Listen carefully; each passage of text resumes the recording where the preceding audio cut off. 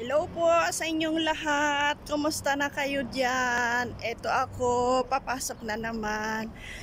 It's 10 to 8 na po kasi ang pasok namin is 8 o'clock. Dito po ako sa labas. Ito po. Lagi nyo po ito nakikita. Tahimik kasi mamaya pa ang pasukan ng ibang